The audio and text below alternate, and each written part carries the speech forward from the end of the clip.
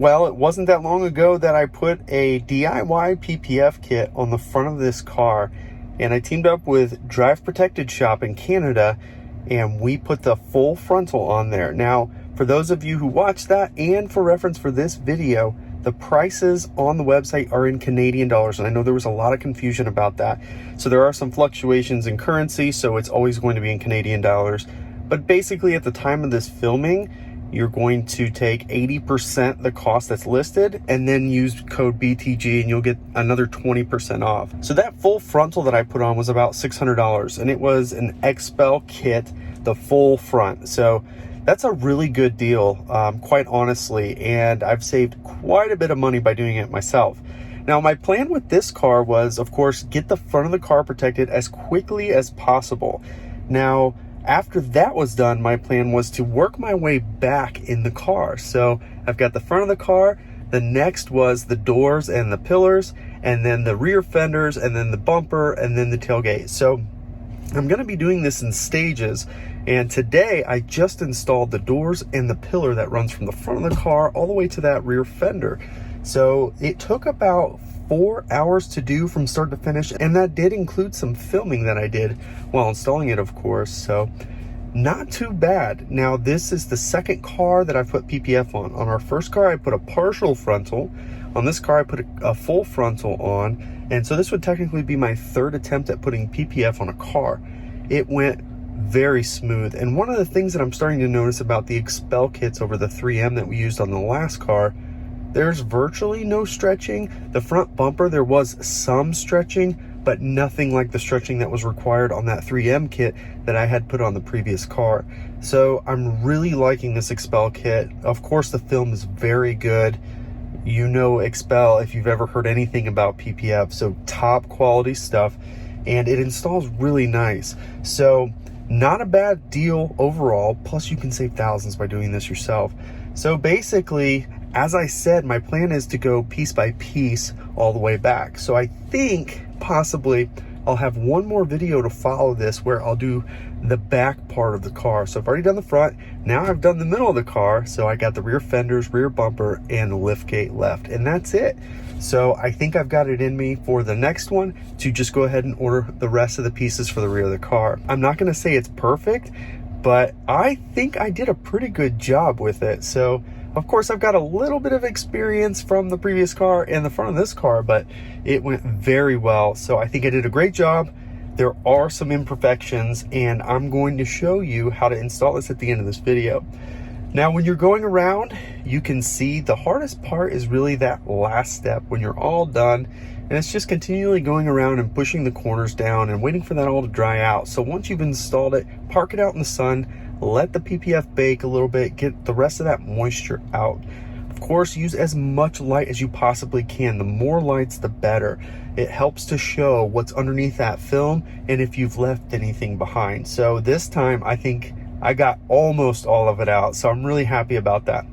Now, the first A-pillar I put on, I missed something really bad. So on the driver's side, it looks terrible just in this section right above where my head is at. So I'm probably gonna go ahead and redo that piece. It's really not hard to do that pillar, but I don't know how I missed, but I missed pretty bad. So that pillar is gonna need to be redone. On the doors, what I found to work the best is to start on the top left of the door as you're facing it, and then move your way over to the top right, and then complete that top piece. Then work your way from the bottom left corner and go from the top down to that left corner after the left corner is done, and then go to the right bottom corner, and then work your way from the top right corner down to the bottom right corner, and then work your way down the door. That worked really well, and once I got that figured out, I think it took 25 minutes or so to do a door. So that's really not that bad, and that was taking my time, getting things lined up perfect. And like I said, these kits are cut really well, so there was zero stretching involved with the kit I put on today, so that was much appreciated. Just makes it a lot easier and a lot less guesswork, so I can't recommend this kit enough. I'm very excited to continue on to the back of the car, But of course, I'm going to show you step by step how to do this install here at the end of the video. So again, if you haven't already checked out the full frontal kit, I'll post that link up here. Again, I got these kits from Drive Protected Shop. If you use code BTG, you'll get 20% off your order, and it's displayed in Canadian dollars, so it's another 20% there. So keep that in mind. Don't be sticker shocked at first. That is in Canadian dollars. Can't say that enough. Last time I didn't say that enough, so I apologize. So Canadian dollars, take 20% off with code BTG, and then convert that to US dollars, and that's how much it's going to be. So not too bad. $600 for a full frontal, about $400 for a partial frontal, and I can't remember exactly how much I paid for these side doors and the A-pillar. I think I forgot to order a piece that comes in the complete kit for the sides, so I'll display that here now on the screen for you, but highly recommend it. Do yourself a favor, if you want to do PPF but you don't want to spend the prices of having a pro do it, and you're happy with a good enough job, I'm very happy with the amount of money that I've saved, and I think a lot of you would be too. As a matter of fact, some of you who have already gone and done the front end, this may be what you're looking for to continue to add pieces to your protection on your car.